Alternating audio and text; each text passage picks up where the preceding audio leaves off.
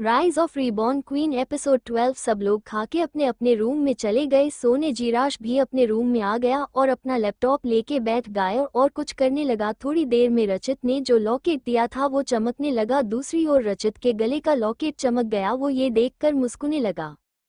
फिर जीवा के पास आते हुए बोला, जान तुम अपने पति पर ध्यान नहीं देती हो। उसकी बात सुन जीवा उसके गले में बाहें डालते हुए बोली, अच्छा जी तो कैसे रखे आपका ख्याल बताएं आप हमें। तो रचित उसकी कमर को पकड़ अपनी तरफ खींचते हुए उसके होठ पर किस करते हुए, ऐसे करो। तो जीवा हंसते हुए अच्छा वो कुछ और कहती। रचित उसको बेड पर लिटा कर किस उसके ऊपर आके किस करने लगा। रचित के हाथ जीवा के पूरे शरीर पर चलने लगे। फिर वो उसके होठ को छोड़कर उसके गर्दन पर किस करने लगा और धीरे धीरे उसके कपड़े उतारने लगा। अब जीवा रचित के सामने बस एक ब्रा और पैंटी में थी। रचित ने वो भी निकाल दिया और अपने कपड़े उतारकर जीवा के ऊपर आके उसको किस करने लगा और उसकी बैली को अपने हाथों से सहलाने लगा। फिर अपना पार्ट उसके बैली में इंटर कर दिया और ऊपर नीचे होने लगा। जीवा की सिसकियां पूरे कमरे में गूंजने लगी। करीब 3 घंटे तक रोमांस करने के बाद दोनों सो गए।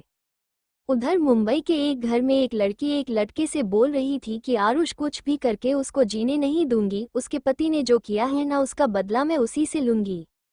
आरुष पास आके उसे पीछे से पकड़ते हुए, बेबी अभी उसके बारे में मत सोचो और अपना मूड खराब मत करो, जस्ट एंजॉय।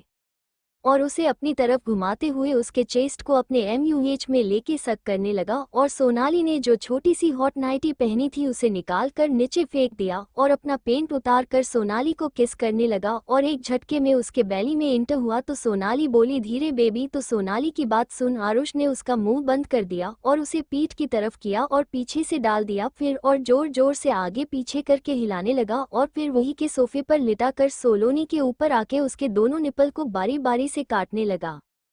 फिर झटके से अंदर समा गया और अंदर बाहर होने लगा। थोड़ी देर में सब खत्म हुआ तो आरुष बोला, बेबी कैसे भी करके तुम उस लड़की को हमारे रास्ते से हटाओ। तो सलोनी बिना किसी कपड़े के उसके गोद में बैठती है और उसके बालों में हाथ फेरते हुए, बेबी अभी जो हम कर रहे थे वो करे और बाकी का कल देख के। और उसके ऊपर बैठे ही आरुष के पार्ट को अपने अंदर ले लिया। फिर दोनों की आवाज पूरे हॉल में गूंजने लगी। इधर सिंह विला में रचित को फिर से रोमांस का बुखार चढ़ गया था और वो आधी रात में जीवा के ऊपर आके उसे किस करना और उसके शरीर पर हाथ फेरने लगा, जिससे जीवा की आंख खुल गई। तो रचित ने अपने पार्ट को उसके बैली में डाल दिया और हिलाने लगा। सुबह के 4 बजे तक रचित वही सब करता रहा, फिर सो गया। नेक्स्ट मॉर्निंग रचित की आंख खुली तो उसने देखा उसकी वाइफ उसके ऊपर सो रही थी। उसने जीवा को साइड किया और खुद का लोअर टी-शर्ट पहनकर जिम चला गया। 1.5 घंटे बाद जिम करके वापस आया और फिर बाथरूम में नहाने चला गया। अब तक सुबह के 10 बजे बज चुके थे और जीवा को जगाने लगा। जीवा उठी और फिर से सोने के लिए बाथरूम में चली गई। फिर जब वो नीचे आई तो देखा कि जीराश पढ़ने के लिए स्कूल चला गया था। फिर वहां करके अपना ब्रेकफास्ट की रचित के साथ में अपने रचित से कहा, आज हम लोग जा रहे हैं ना इवनिंग में। रचित बोला, हाँ जान जा रहा है। फिर रचित स्टडी रूम पर चला गया और अपना काम करने लगा। थोड़े समय बाद अतुल जीराश को स्कूल से लेकर आया। जीवा जीराश को देखकर बोली, गोलू तुम जाकर के अपने कपड़े चेंज करो, मैं तुम्हारे लिए खाना लगा देती हूँ। जीराश ने अपना सर हाँ में हिला दिया और अपने रूम में चला गया। करीब 20 मिनट बाद जीराश नीचे आया तो जीवा ने उसे खाने को दिया। फिर जीवा बोली, सब लोग तैयार हो जाओ, हमें इवनिंग में निकलना है। सपनों का ने अपना सर हाँ में हिलाया तो जीवा अजय से बोली, अजय तुम भी हमारे साथ चल रहे हो। अजय जी भाभी ठीक है। थोड़ी देर बाद ही सब लोग आ गए थे। राघव ने आगे आकर का सब कुछ तैयारी हो गई है, अब हमें निकलना चाहिए। तो जीवा बोली, राघव क्या तुमने वहां का घर साफ करवा दिया है। तो राघव बोला, जी मैडम सारी तैयारी हो गई है। रचित आया और बोला, अब चलना चाहिए, चलो। गाड़ियों का काफिला चल पड़ा। एक कार में रचित, जीवा, जीराश और राघव, दूसरी कार में अजय, अतुल और समीर थे। करीब 2 घंटे का लंबा सफर तय करने के बाद गाड़ी एक पहाड़ी वाले इलाके में पहुंची तो जीवा वहां का नजारा देख कर के बोली, वाओ यहाँ तो बहुत अच्छा है। जीवा को इतना खुश देख के रचित मुस्कुरा दिया। थोड़ी देर चलने के बाद कार एक घर के सामने आके रुके। पूरा घर जल्दी से नीचे उतर कर कार का गेट का दरवाजा खोला। सारे बॉडीगार्ड में जल्दी जल्दी अपने अपनी गाड़ियों से उतर गए। रचित जीवा से कहते हुए, पहले जब हम बचपन में यहाँ आते थे तो मैं और समीर और अतुल ही होते थे, अब तुम लोग भी हो। जीराश रचित से पूछते हुए, डैड यहाँ कोई कंप्यूटर सिस्टम का गेम है। तो समीर और अतुल हंसते हुए आगे आते हुए कहते हैं, बेटा यहाँ पर सारा गेम कंप्यूटर सिस्टम का ही है, क्योंकि तुम्हारे डैड को वही पसंद है। उसकी बात सुनकर के जीवा रचित से क्या बात है, सच में क्या? तो रचित उन दोनों की तरफ घूरते हुए ऐसा कुछ नहीं है, अंदर चलो चलते हैं। सब अंदर आते हैं तो राघव बॉडीगार्ड से कहता है सिक्योरिटी टाइट रखना और कोई भी इधर ना आए। बॉडीगार्ड कहते हैं जी सर वैसा ही करेंगे। इधर सोनाली का फोन मिलता है और वो फोन उठाती है और कहती है क्या हुआ, क्या खबर है? मैडम आज पूरा परिवार बाहर आया हुआ है टाउनशिप पर, वहां पर रचित सिंह का घर है, वो पहाड़ी इलाके में आता है। वो लोग आज पूरे परिवार के साथ वहीं पर गए हुए हैं। वो लड़की भी जिसकी आपने फोटो भेजी थी वह भी उन्हीं के साथ में थी। तो सोनाली कहते हैं ठीक है। आदमी कहता है मैडम पैसे? तो सोनाली कहती है पैसे तुम्हारे अकाउंट में ट्रांसफर हो जाएंगे। जी मैडम ठीक है। आदमी फोन रख देता है। सोनाली आरुष से कहती है बेबी आप चलते हैं इस लड़की काम तमाम करने। तो आराम से कहता है बेबी ठीक है लेकिन नरका में बहुत सोच समझ कर करना पड़ेगा। तो सोनाली अपना सर हाँ हिला देती है और दोनों आरुष की कार से निकल जाते हैं। इधर जीवा ने पूरी पिकनिक से तैयारी कर ली थी। बोलू घर में बने गार्डन जो घर पर थोड़ी दूर पर था वहां पर गए। जीवा ने मेट बिछाया तो रचित और सब उसकी मदद करने लगे। जीराश अपने छोटे छोटे हाथों में टोकरा उठाकर लेकर आया और बोला मॉम ये कहाँ रखूं? उसके हाथ में टोकरा देख के जीवा में मुस्कुराते हुए उसके हाथ से टोकरी लेते हुए बोली गोलू तुम रहने दो करने के लिए। रचित उन दोनों के पास आकर के बोला क्या बात हो रही है माँ बेटे में? तो जीराश रचित की तरफ अपना फेस करके ये पर्सनल बात है डैड। जीवा उसकी बात सुन हंसने लगी। फिर थोड़ी देर वो लोग खेलने लगे। जीराश थक गया था और आकर के मेट पर बैठ जाता है। इधर रचित और जीवा बच्चों की तरह एक दूसरे को पकड़ने के लिए दौड़ रहे थे। रचित भागे जा रहा था, जीवा उसको पकड़ने के लिए उसके पीछे जो दौड़ रही थी और सब लोग बैठकर उन दोनों को देख रहे थे। जब रचित ने देखा कि जीवा थक गई है तो वह रुक गया। फिर दोनों वापस आने लगे। सबके पास वो दोनों एकदम पहाड़ी के पास खड़े थे। तभी रचित ने कुछ देखा और जीवा को खुद के पीछे कर दिया और उसको उसके आगे आ गया जिससे रचित के सीने में एक गोली लगी। जीवा जोर से चिल्लाई। रचित सारे बॉडीगार्ड ने उधर देखा जहां सोनाली और आरुषि भाग रहे थे। कुछ बॉडीगार्ड ने उन दोनों को पकड़ लिया। इधर जीवा रचित के और बढ़ने लगे लेकिन उसके पास पहुंच पाती कि इससे पहले रचित खाई में गिर जाता है। रचित को खाई में गिरता देख जीवा की जान अटक जाती है। शिवा खाई की तरफ भागने लगती है। सब लोग जीवा की तरफ आते हैं और समीर जीवा को पकड़ लेता है। जीराज भी बहुत घबरा गया था और वो जीवा के पास भागकर अपनी माँ के पास आया और बोला मॉम। जीवा उसकी तरफ देखे, उसे अपने गले से लगा करके जोर जोर से रोने लगी और चिल्लाने लगी मुझे जाना है। तो रचित नीचे गिर गया है, मुझे जाने दो। उसको ऐसा देखकर जीराज भी बहुत परेशान हो गया। जीवा बोलती है रचित रचित आप कहाँ चले गए? रचित वापस आ जाइए, देखिए वापस आ जाइए, मुझसे मजाक मत करिए। और रोने लगी। समीर उसे समझा रहा था पर जीवा को कुछ सुनाई नहीं दे रहा था, वो बस रोए जा रही थी। करीब 3 घंटे बीत गए थे और अभी तक रचित का कुछ पता नहीं चला था और अब उसकी फैमिली भी आ गई थी। दादा दादी जी बहुत परेशान थे। बुआ जी और सोनम जीवा को ताने मारे जा रहे थे, कैसी लड़की है, मैंने पहले ही कहा था भाभी की शादी मत करवाओ, लेकिन राजी तो इसके पीछे पागल था, अब देखो खा गई ना हमारे रचित को। जीराश उनकी बात सुनकर के बोलता है मेरी मॉम को कुछ मत बोलिए, समझी आप एसपी, मेरे डैड को कुछ नहीं होगा और अपनी जुबान पर कंट्रोल रखिए। अब जीवा की हालत और खराब हो रही थी। पूरी रात रचित का कुछ पता नहीं चला। पूरे घर में एसबी परेशान थे पर बुआ सोनम और रचित की सौतेली माँ के दिमाग में कुछ और ही खिचड़ी पक रही थी। दादी ने सबको आज रचित के बिला में रोक दिया था। जीवा को कोई होश नहीं था, वो अपने रूम में रचित के फोटो के सामने बैठी रो रही थी। उधर जीराश सबको ऑर्डर दे रहा था कि डैड को ढूंढो। उन्होंने बताया था कि इस लॉकेट से कुछ कनेक्शन है डैड से, अगर उनको कुछ भी होगा तो ये लॉकेट अपने आप टूट जाएगा, जाओ ढूंढो। तो अजय बोला सर कुछ बॉडीगार्ड यहाँ रहेंगे भाभी और आपके लिए हम अभी किसी पर भरोसा नहीं कर सकते हैं। समीर बोला ठीक है अभी हमें निकलना चाहिए हमें। अजय समीर राघव अतुल निकल गए रचित को ढूंढने। इधर सब लोगों ने खाना खा लिया था तो दादी ने पूछा मेड से जीवा ने खाना खाया? तो वो बोली नहीं मैडम, उन्होंने बोला कि यहाँ पर कोई ना आए। फिर उनको जीराश आते हुए दिखा आया और बोला खाने की प्लेट लाइए। मेड जल्दी से जाके ले आई। फिर जीराश वहां से चला गया जीवा की कमरे की ओर। उसको देख के दादी बोली बिल्कुल अपने बाप पर गया है ये तो। दादाजी बोले हाँ भगवान ना करे कि रचित को कुछ हो, नहीं तो जीराश को ही सब संभालना होगा। फिर दोनों चले गए अपने रूम में तो सोनम पिलक के पीछे। से निकलकर बाहर आए और बोली, बहुत हो गया चूहे बिल्ली का खेल, अब मैं इस बचत के बच्चे को भी नहीं छोड़ूंगी, इसको भी खत्म करना ही पड़ेगा। अभी यह मेरे रास्ते में आ रहा है, पहले उसका बाप आता था, फिर यह आने लगा है। फिर वह गुस्से में अपने रूम में गई और बुआ जी और आपकी माँ को अपने कमरे में बुलाया और बोली, हमें कुछ जल्दी करना पड़ेगा, नहीं तो ये रचित चला गया, लेकिन इसके जो बीवी बच्चे हैं वह हमें जीने नहीं देंगे। तीनों ने कुछ प्लान बनाया और पूरी ठीक है, सब कुछ हो जाने दो। उसके बाद तीनों अपने अपने रूम में चले गए। इधर जीराश खाना लेकर जीवा के रूम में आया और बोला, मामा खाना खा लो, नहीं तो डैड आएंगे, मुझे बोलेंगे कि मैंने आपका ख्याल नहीं रखा।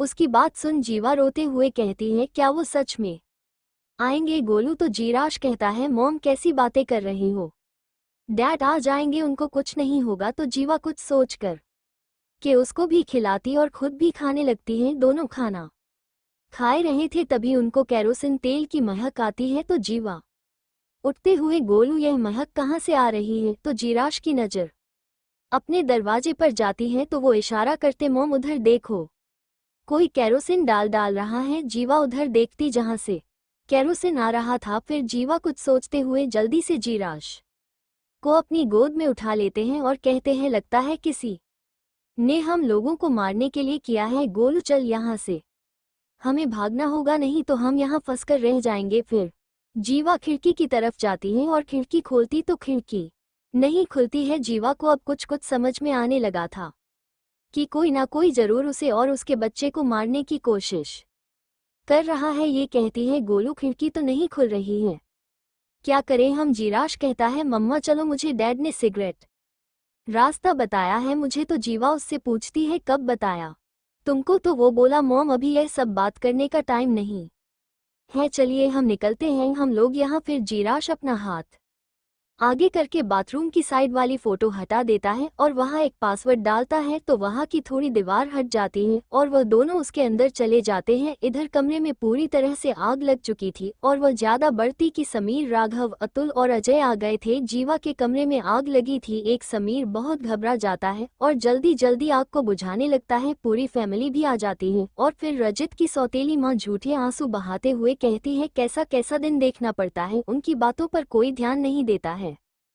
इधर जीवा और उसका बच्चा दोनों आधे घंटे से लगातार चल रहे थे। उस गुफा में थोड़ी दूर चलने के बाद वो लोग एक मोड़ पर पहुंच जाते हैं और बाहर निकलते हैं तो देखते हैं वहां एक बस्ती होती है। वहां पर कम से कम 50 घर होंगे।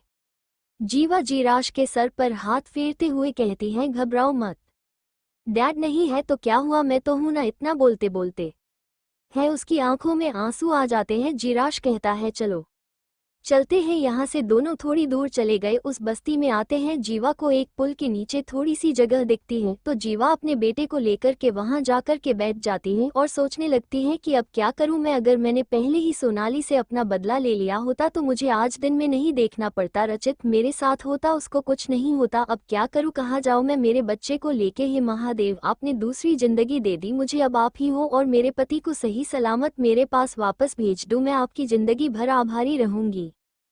फिर वहां एक बूढ़ी औरत आती है और जीवा और जीराश को देखते हुए कहती, अरे बेटी क्या हुआ, तुम इतनी सर्दी में यहाँ क्यों बैठे हो? तो जीवा उस औरत से कहती है, जी दादी मेरे पास रहने के लिए कोई जगह नहीं है। अरे बेटा कोई बात नहीं है, तुम मेरे साथ चलो, मेरे वहाँ एक कमरा खाली है, तुमको भाड़े पर दे दूंगी, जब तुम्हारे पास पैसे होंगे तब तुम दे देना, लेकिन अभी तुम्हारा बच्चा बीमार पड़ जाएगा, चलो। तो जीवा जीराश की तरफ देखते हुए कहती है, ठीक है दादी चलिए। दोनों माँ बेटे उस औरत के साथ उसकी टूटी हुई झोपड़ी के एक कमरे में चले जाते हैं। आग बुझ गई थी और सब लोग अंदर आते हैं, देखते हैं वहां कोई नहीं था, सब बहुत परेशान जाते हैं। तो समीर अपने बॉडीगार्ड को कॉल करके कहता है कि जल्दी ढूंढो कहाँ है मेरी बहन।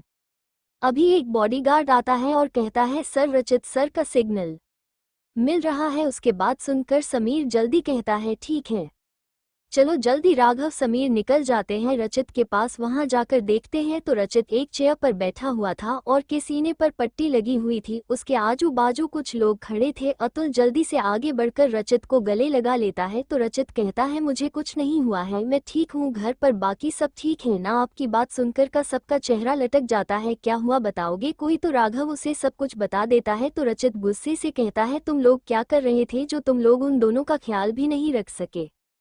और जल्दी से उन आदमियों की तरफ होकर जाता है, पता लगाओ कहाँ है। उनमें से एक आदमी आगे आते हुए और कहता है जी सर। फिर रचित कहता है पता लगाओ घर में आग किसने लगाई। उसकी बात सुनकर के राघव कहता है जी सर मैं अभी सीसीटीवी कैमरा चेक करवाता हूँ। तो रचित गुस्से में कहता है कैमरा चेक करो या कुछ भी, मुझे अभी फोटो ला कर दो। तो राघव कहता है जी सर। रचित आपने मन में कहता है अगर आपने कुछ किया होगा उनके साथ, याद रखना मैं आपको जिंदा नहीं छोड़ूंगा। चारों पीछे मुड़कर देखते हैं, एक न्यू रोल्स रॉयल कार फौरन बजाते हुए वहां पर खड़ी थी। रोनित के साथ वाला लड़का अपनी आंखें मिचते हुए बोलता है अरे यार यह किसकी कार है, इतनी लग्जरियस, इसका ओनर कौन है, उसे तो देखिए हम। उनमें से दूसरा लड़का बोलता है होगा कोई इसका ओनर, वैसे भी लग रहा है कोई बिग शॉट है। वो सब बात कर ही रहे होते हैं कि वो कार कैंपस की तरफ बढ़ जाती है और पार्किंग में जाकर के रुकती है। कॉलेज के दूसरे स्टूडेंट की नज़र भी उस कार पर पड़ जाती है और वो लोग भीड़ इकट्ठा कर कर उस कार की तरफ देखने लगते हैं, क्योंकि इस कॉलेज में बिग शॉट के बच्चे ही अपने कार कोला करके उस बीआरटी पार्किंग एरिया में पार्क करते थे। इसलिए सारे स्टूडेंट जानना चाहते थे कि अभी कौन से बिग शॉट का बच्चा इस कॉलेज में पढ़ने के लिए आया है। ड्राइवर कार से बाहर आता है और बड़ी रिस्पेक्ट के साथ कार का दरवाजा खोलता है। कार से एक खूबसूरत लड़की बाहर निकलती है। उस लड़की ने वाइट कलर की कुर्ती विद जीन्स पहन रखी थी, एक पिंक कलर का बैग भी कैरी कर रखा था। आंखें बड़ी बड़ी, पलकें उसकी ब्राउनीज और होंठ पूरे गुलाबी। बिना किसी मेकअप के भी वो किसी राजकुमारी की तरह लग रही थी। कॉलेज के सारे लड़के उसको देख करके उस पर फिदा हो गए थे और यही हाल रोनित आहूजा का भी था। जब से वो लड़की कार से नीचे उतरी थी तब से रोनित आहूजा उसे देखे जा रहा था। वो लड़की इतनी भीड़ देखकर कुछ नहीं कहती है और ड्राइवर से बोलती है काका अभी आप जाइए, मैं चली जाऊंगी क्लास में, आपको परेशान होने की जरूरत नहीं है। तो ड्राइवर अपना सर नीचे करके उससे बोलता है मैडम रचित सर ने हमें बोला था कि आपको आपके क्लास तक छोड़ कर आऊं और आपको आपकी क्लास भी दिखा दूं, इसलिए आप चलिए मैं आपको छोड़ देता हूं क्लास तक। ड्राइवर की बात सुनकर जीवा ड्राइवर से बोलती है काका आप जाए, मैंने बोला ना मैं जाकर के प्रिंसिपल से मिल भी लूंगी और अपने क्लास वीडियो लूंगी, मैं अब छोटी बच्ची नहीं हूँ। ठीक है आप जाएं। जीवा की बात सुनकर ड्राइवर को वहां से जाना पड़ता है। वो कार को रिवर्स करके कॉलेज के गार्डन से बाहर निकल जाता है। तो जीवा खुद से बड़बड़ाते हुए बोलती है ये भी ना मैंने उनको बोला था कि मुझे इस इतनी महंगी लग्जरियस कार में कॉलेज नहीं जाना है, लेकिन उनको क्या था, उन्हें तो मुझे सेफ्टी कॉलेज भेजना था, हद करते हैं कभी कभी। जीवा अपने में ही बात करते हुए कॉलेज के अंदर जाने लगी। थोड़ी दूर चली होगी तभी पीछे से उसे किसी ने पुकारा। जीवा खुद को पुकारे जाने से जीवा पीछे मुड़कर देखती है तो पाती है कि उसकी दोनों बेस्ट फ्रेंड अविका और निधि उसी की तरफ आ रही होती हैं। उन दोनों को देखकर जीवा मुस्कुराते हुए उनके पास आ जाती है और उन दोनों से पूछती है जहां तक मुझे याद है तुम दोनों ने तो मुझे बोला था कि तुम दोनों इतने महंगे कॉलेज में एडमिशन नहीं ले सकते हो, तो फिर अभी तुम दोनों यहाँ क्या कर रहे हो। जीवा की बात सुनकर अविका और निधि झेपते हुए उससे बोलते हैं यार तू ही ना, हमारी फीस रचित सर ने भर दी है।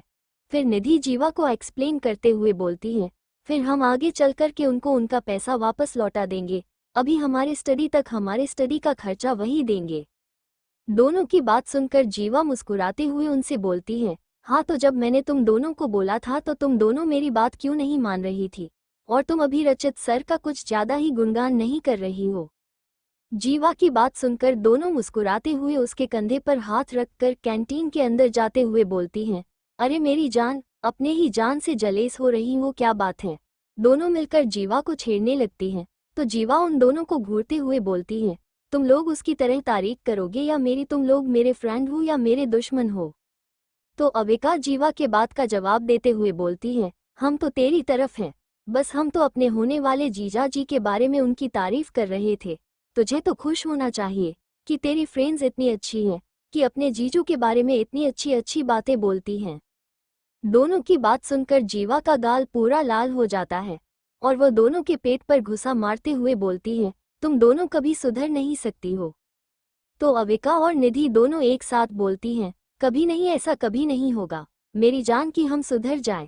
फिर तीनों एक साथ हंसने लगती हैं हा हा हा हा हा हा हा हा हा। तीनों कॉलेज के कैंटीन में आती हैं और साइड में एक टेबल देखकर उस टेबल पर बैठ जाती हैं। निधि जाकर के ऑर्डर दे करके आती है तो जीवा उससे बोलती है, मेरे लिए ज्यादा कुछ ऑर्डर मत करना, मैं ब्रेकफास्ट करके आई हूँ। जीवा की बात सुनकर दोनों उसकी तरफ देखती हैं और एक साथ बोलती हैं, हाँ हाँ क्यों नहीं, अभी तो तुम्हें बड़े प्यार से कोई अपने हाथों से ब्रेकफास्ट बनाकर खिलाता होगा क्यों। जीवा इरिटेट होकर अपना सर नाम हिलाते हुए बोलती है, तुम लोग सच में कभी सुधर नहीं सकते हो। तभी जीवा के फोन का नोटिफिकेशन बजता है। जीवा अपने पर्स से फोन निकालती है और उसमें चेक करती है तो उसमें रचित का मैसेज होता है जो इस तरह लिखा हुआ था। रचित के मैसेज में, तुम आराम से कॉलेज पहुंच गई हो ना, मैंने प्रिंसिपल से बात कर लिया है, तुम जाकर के एक बार उनसे मिल लेना या फिर अपनी क्लास चली जाना, वो तुमसे आकर के क्लास में मिल लेंगे। आज शाम को जब कॉलेज की छुट्टी होगी तो मैं तुम्हें पिकअप करने आ जाऊंगा, अपना ख्याल रखना, बाय। रचित जीवा फोन की तरफ देखकर मुस्कुरा रही होती है तो अविका और निधि उसे छेड़ते हुए बोलते हैं, ओए होए क्या बात है, अब तो फोन में भी देखकर ऐसे शर्माया जा रहा हो जैसे सामने ही वो शख्स बैठा हुआ हो, वैसे हमें भी बताओ जरा किसका मैसेज है। जीवा उन दोनों की बातों को इग्नोर करते हुए उनसे बोलती है, चलो अब क्लास भी ढूंढनी है हमें, ठीक है, क्योंकि हम लोग इस कॉलेज में न्यू हैं और आज हमारा पहला दिन है, चलो। ये की बात सुनकर दोनों उठकर उसके साथ बाहर निकल आती हैं। कैंटीन से तीनों बॉय बोर्ड से पूछकर अपने क्लास की तरफ चली आती हैं तो देखती हैं कि कुछ लड़के एक लड़की की रैगिंग कर रहे थे। वो लड़की एक ब्लैक टॉप और ब्लू जीन्स पहन रखी थी। वो लड़की दिखने में काफी कमजोर लग रही थी। वो लड़का आता है और उस लड़की को ऊपर से नीचे देखते हुए बोलता है, मेरा नाम विक्की है, तुम मुझे सीनियर बुला सकती हो। बाय द वे तुम मुझे तुम्हारा इंट्रोडक्शन दो, तुम्हारा नाम क्या है, तुम कौन सी फैमिली से बिलोंग करती हो, चलो बताओ सब। विक्की की बात सुनकर जो लड़की डरी सहमी वहां खड़ी थी वह हकलाते हुए बोलती है, मेरा नाम मारिया है, मैं पहले गवर्नमेंट कॉलेज में पढ़ रही थी और अभी स्कॉलरशिप की वजह से इस कॉलेज में आई हूँ। मारिया की बात सुनकर विक्की उसका मजाक उड़ाते हुए बोलता है, तो इसका मतलब है कि तुम एक गरीब फैमिली से बिलोंग करती हो। बट बेबी तुम्हें किसी ने यह नहीं बताया कि यहाँ पर रिच फैमिली और बिग शॉट के बच्चे पढ़ते हैं, तुम्हारी जैसी गरीब फैमिली से बिलोंग करने वालों के बच्चे यहाँ नहीं पढ़ते हैं। विक्की की बात सुनकर मारिया अपना सर नीचे कर लेती है और उसको कोई जवाब नहीं देती है तो विक्की फिर से उसके एकदम पास आते हुए बोलता है, हे बेबी डोंट वरी, अगर तुम मुझे खुश कर देती हो तो फिर तुम इस कॉलेज में रह सकती हो, तुम दिखने में इतने की बुरी नहीं जो तुम्हारा फिगर कमाल का है। विक्की फिर मारिया का हाथ पकड़ते हुए उसे एक कॉरिडोर की तरफ ले जाने लगता है। मारिया रोते हुए उससे अपना हाथ छुड़ाने की कोशिश करते हुए बोलती है, छोड़ो मेरा हाथ, या क्या कर रहे हो, तुम छोड़ो नहीं तो मैं जाकर के प्रिंसिपल से तुम्हारी शिकायत करूंगी, छोड़ो मुझे कहीं नहीं जाना है, तुम्हारे साथ में मैं तुमको नहीं जानती हूँ। मारिया की आवाज तेज थी तो सारे स्टूडेंट की नज़र उन दोनों पर पड़ जाती है और स्टूडेंट उनके पास भीड़ इकट्ठी कर लेते हैं। अविका, जीवा और निधि भी आगे आ जाती हैं भीड़ से। जब मारिया के इतना बोलने पर भी विक्की उसका हाथ नहीं छोड़ता तो मारे उसे धक्का देती है और उसके फेस पर एक थप्पड़ मार देती है जिससे उसका हाथ विक्की के हाथों से छूट जाता है और विक्की जाकर के फर्श पर गिर जाता है। विक्की के ऐसे गिरते ही उसके दोनों दोस्त जल्दी से भाग करके उसके पास आते हैं और विक्की को उठाते हुए मारिया की तरफ देखते हुए उसके फेस को अपने हाथ में लेकर और तेजी से दबाते हुए एक लड़का बोलता है, तू 2 कौड़ी की लड़की को थप्पड़ मारेगी, हमारे फ्रेंड को थप्पड़ मारेगी, तेरी औकात क्या है, आज मैं तुझे बताता हूँ, ठीक है। ऐसा बोलकर वो लड़का अपना बेल्ट निकालता है और मारिया के ऊपर चला देता है।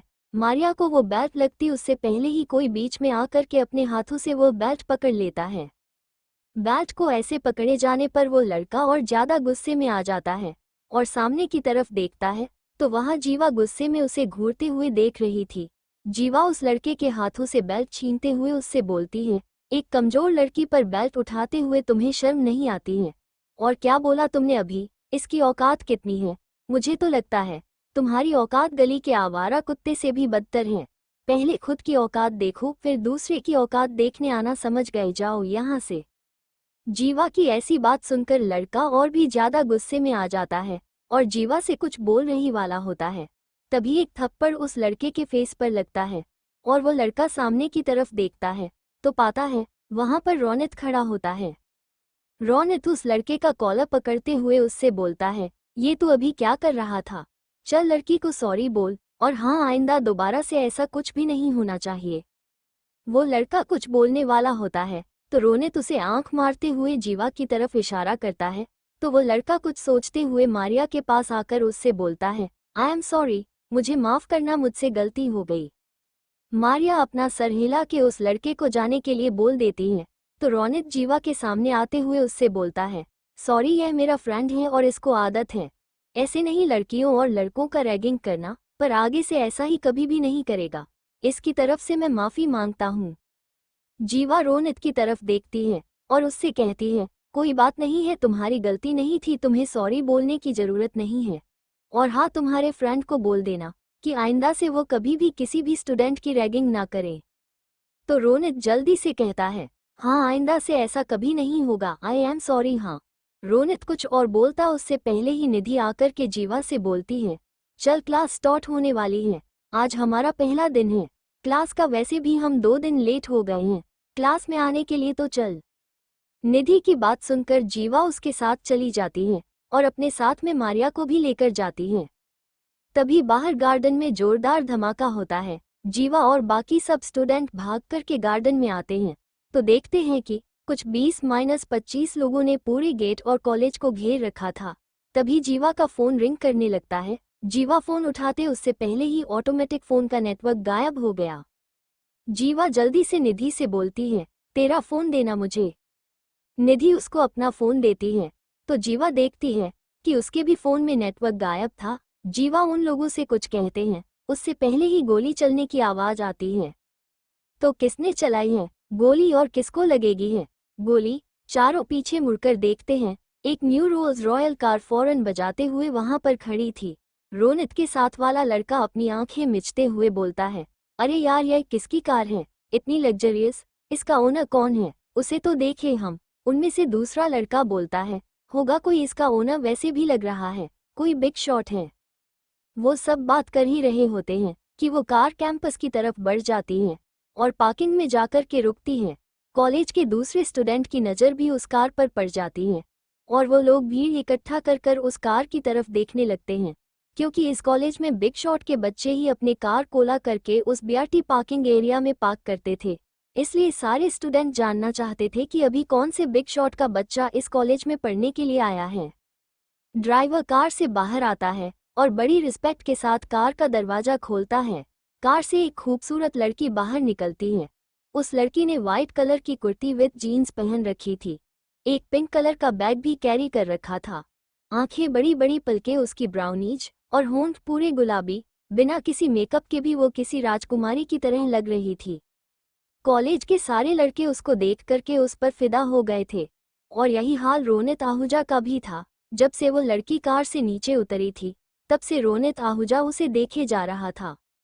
वो लड़की इतनी भीड़ देखकर कुछ नहीं कहती है और ड्राइवर से बोलती है, काका अभी आप जाइए, मैं चली जाऊंगी क्लास में, आपको परेशान होने की जरूरत नहीं है। तो ड्राइवर अपना सर नीचे करके उससे बोलता है, मैडम रचित सर ने हमें बोला था कि आपको आपके क्लास तक छोड़ कर आओ और आपको आपकी क्लास भी दिखा दूं, इसलिए आप चलिए, मैं आपको छोड़ देता हूँ क्लास तक। ड्राइवर की बात सुनकर जीवा ड्राइवर से बोलती है, काका आप जाए, मैंने बोला ना, मैं जाकर के प्रिंसिपल से मिल भी लूंगी और अपने क्लास वीडियो लूंगी, मैं अब छोटी बच्ची नहीं हूँ। ठीक है, आप जाएं। जीवा की बात सुनकर ड्राइवर को वहां से जाना पड़ता है। वो कार को रिवर्स करके कॉलेज के गार्डन से बाहर निकल जाता है। तो जीवा खुद से बड़बड़ाते हुए बोलती है, ये भी ना, मैंने उनको बोला था कि मुझे इस इतनी महंगी लग्जरियस कार में कॉलेज नहीं जाना है, लेकिन उनको क्या था, उन्हें तो मुझे सेफ्टी कॉलेज भेजना था। हद करते हैं कभी कभी। जीवा अपने में ही बात करते हुए कॉलेज के अंदर जाने लगी। थोड़ी दूर चली होगी तभी पीछे से उसे किसी ने पुकारा। जीवा खुद को पुकारे जाने से जीवा पीछे मुड़कर देखती है तो पाती है कि उसकी दोनों बेस्ट फ्रेंड अविका और निधि उसी की तरफ आ रही होती हैं। उन दोनों को देखकर जीवा मुस्कुराते हुए उनके पास आ जाती है और उन दोनों से पूछती है, जहां तक मुझे याद है तुम दोनों ने तो मुझे बोला था कि तुम दोनों इतने महंगे कॉलेज में एडमिशन नहीं ले सकते हो, तो फिर अभी तुम दोनों यहाँ क्या कर रहे हो? जीवा की बात सुनकर अविका और निधि झेपते हुए उससे बोलते हैं, यार तू ही ना, हमारी फीस रचित सर ने भर दी है। फिर निधि जीवा को एक्सप्लेन करते हुए बोलती है, फिर हम आगे चल कर के उनको उनका पैसा वापस लौटा देंगे। अभी हमारे स्टडी का खर्चा वही देंगे। दोनों की बात सुनकर जीवा मुस्कुराते हुए उनसे बोलती है, हाँ तो जब मैंने तुम दोनों को बोला था तो तुम दोनों मेरी बात क्यों नहीं मान रही थी? और तुम अभी रचित सर का कुछ ज्यादा ही गुणगान नहीं कर रही हो? जीवा की बात सुनकर दोनों मुस्कुराते हुए उसके कंधे पर हाथ रखकर कैंटीन के अंदर जाते हुए बोलती हैं, अरे मेरी जान, अपने ही जान से जलेस हो रही हो, क्या बात है? दोनों मिलकर जीवा को छेड़ने लगती हैं। तो जीवा उन दोनों को घूरते हुए बोलती है, तुम लोग उसकी तरह तारीफ करोगे या मेरी? तुम लोग मेरे फ्रेंड हो या मेरे दुश्मन हो? तो अविका जीवा के बात का जवाब देते हुए बोलती है, हम तो तेरी तरफ हैं, बस हम तो अपने होने वाले जीजा जी के बारे में उनकी तारीफ कर रहे थे। तुझे तो खुश होना चाहिए कि तेरी फ्रेंड्स इतनी अच्छी हैं कि अपने जीजू के बारे में इतनी अच्छी अच्छी बातें बोलती हैं। दोनों की बात सुनकर जीवा का गाल पूरा लाल हो जाता है और वह दोनों के पेट पर घुसा मारते हुए बोलती है, तुम दोनों कभी सुधर नहीं सकती हो। तो अविका और निधि दोनों एक साथ बोलती हैं, कभी नहीं, ऐसा कभी नहीं होगा मेरी जान कि हम सुधर जाएं। फिर तीनों एक साथ हंसने लगती हैं, हा हा हा हा हा हा हा हा। तीनों कॉलेज के कैंटीन में आती हैं और साइड में एक टेबल देखकर उस टेबल पर बैठ जाती हैं। निधि जाकर के ऑर्डर दे करके आती है तो जीवा उससे बोलती है, मेरे लिए ज्यादा कुछ ऑर्डर मत करना, मैं ब्रेकफास्ट करके आई हूँ। जीवा की बात सुनकर दोनों उसकी तरफ देखती हैं और एक साथ बोलती हैं, हाँ हाँ क्यों नहीं, अभी तो तुम्हें बड़े प्यार से कोई अपने हाथों से ब्रेकफास्ट बनाकर खिलाता होगा, क्यों? जीवा इरिटेट होकर अपना सर नाम हिलाते हुए बोलती है, तुम लोग सच में कभी सुधर नहीं सकते हो। तभी जीवा के फोन का नोटिफिकेशन बजता है। जीवा अपने पर्स से फोन निकालती है और उसमें चेक करती है तो उसमें रचित का मैसेज होता है जो इस तरह लिखा हुआ था, रचित के मैसेज में, तुम आराम से कॉलेज पहुंच गई हो ना? मैंने प्रिंसिपल से बात कर लिया है, तुम जाकर के एक बार उनसे मिल लेना या फिर अपनी क्लास चली जाना, वह तुमसे आकर के क्लास में मिल लेंगे। आज शाम को जब कॉलेज की छुट्टी होगी तो मैं तुम्हें पिकअप करने आ जाऊंगा, अपना ख्याल रखना, बाय। रचित जीवा फोन की तरफ देखकर मुस्कुरा रही होती है तो अविका और निधि उसे छेड़ते हुए बोलते हैं, ओए होए क्या बात है, अब तो फोन में भी देखकर ऐसे शर्माया जा रहा हो जैसे सामने ही वो शख्स बैठा हुआ हो। वैसे हमें भी बताओ जरा किसका मैसेज है?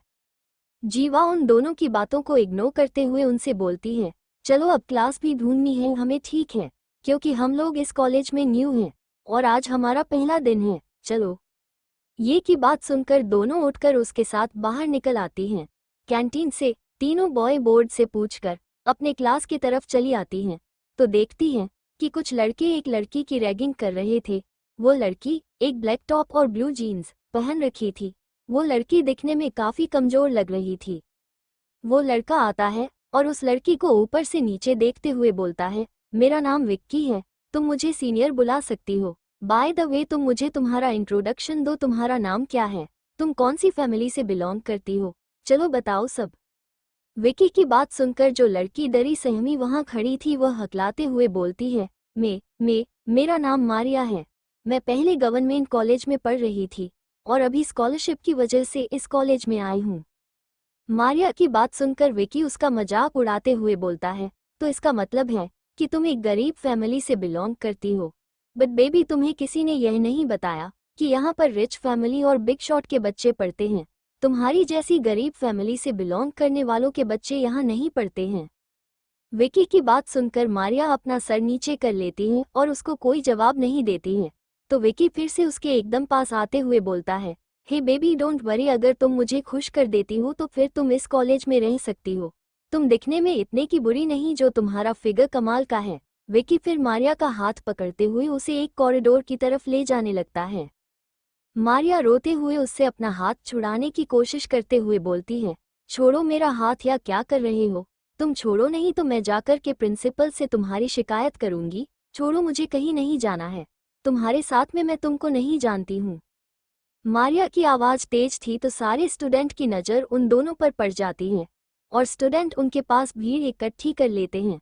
अविका, जीवा और निधि भी आगे आ जाती हैं भीड़ से।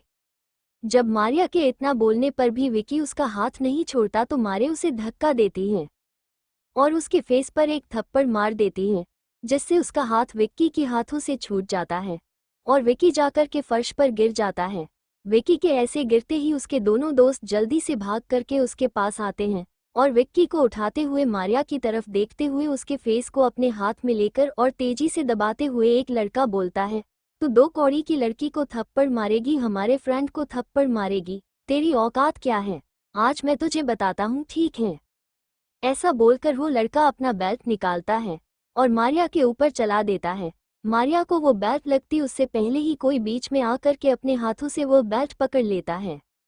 बेल्ट को ऐसे पकड़े जाने पर वो लड़का और ज्यादा गुस्से में आ जाता है और सामने की तरफ देखता है तो वहां जीवा गुस्से में उसे घूरते हुए देख रही थी। जीवा उस लड़के के हाथों से बेल्ट छीनते हुए उससे बोलती है, एक कमजोर लड़की पर बेल्ट उठाते हुए तुम्हें शर्म नहीं आती है? और क्या बोला तुमने अभी? इसकी औकात कितनी है? मुझे तो लगता है तुम्हारी औकात गली के आवारा कुत्ते से भी बदतर है। पहले खुद की औकात देखो, फिर दूसरे की औकात देखने आना, समझ गए? जाओ यहाँ से। जीवा की ऐसी बात सुनकर लड़का और भी ज्यादा गुस्से में आ जाता है और जीवा से कुछ बोल रही वाला होता है। तभी एक थप्पड़ उस लड़के के फेस पर लगता है और वो लड़का सामने की तरफ देखता है तो पाता है वहां पर रोनित खड़ा होता है। रोनित उस लड़के का कॉलर पकड़ते हुए उससे बोलता है, ये तू अभी क्या कर रहा था? चल लड़की को सॉरी बोल और हाँ, आइंदा दोबारा से ऐसा कुछ भी नहीं होना चाहिए। वो लड़का कुछ बोलने वाला होता है तो रोनित उसे आंख मारते हुए जीवा की तरफ इशारा करता है तो वो लड़का कुछ सोचते हुए मारिया के पास आकर उससे बोलता है, आई एम सॉरी, मुझे माफ करना, मुझसे गलती हो गई।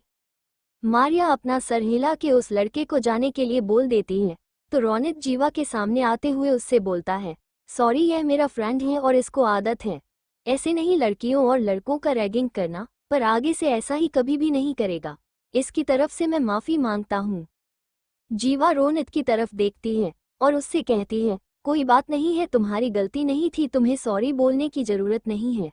और हाँ, तुम्हारे फ्रेंड को बोल देना कि आइंदा से वो कभी भी किसी भी स्टूडेंट की रैगिंग ना करे। तो रोनित जल्दी से कहता है, हाँ, आइंदा से ऐसा कभी नहीं होगा, आई एम सॉरी। हाँ। रोनित कुछ और बोलता उससे पहले ही निधि आकर के जीवा से बोलती है, चल क्लास स्टार्ट होने वाली है, आज हमारा पहला दिन है क्लास का, वैसे भी हम 2 दिन लेट हो गए हैं क्लास में आने के लिए, तो चल। निधि की बात सुनकर जीवा उसके साथ चली जाती है और अपने साथ में मारिया को भी लेकर जाती है। तभी बाहर गार्डन में जोरदार धमाका होता है। जीवा और बाकी सब स्टूडेंट भाग करके गार्डन में आते हैं तो देखते हैं कि कुछ 20-25 लोगों ने पूरे गेट और कॉलेज को घेर रखा था। तभी जीवा का फोन रिंग करने लगता है। जीवा फोन उठाते उससे पहले ही ऑटोमेटिक फोन का नेटवर्क गायब हो गया। जीवा जल्दी से निधि से बोलती है, तेरा फोन देना मुझे। निधि उसको अपना फोन देती है तो जीवा देखती है कि उसके भी फोन में नेटवर्क गायब था। जीवा उन लोगों से कुछ कहते हैं उससे पहले ही गोली चलने की आवाज आती है। तो किसने चलाई है गोली और किसको लगेगी है गोली? Thank you for listening. Like और कमेंट करना ना भूलें और मोर स्टोरीज के लिए सब्सक्राइब करें। मिलते हैं नेक्स्ट वीडियो में।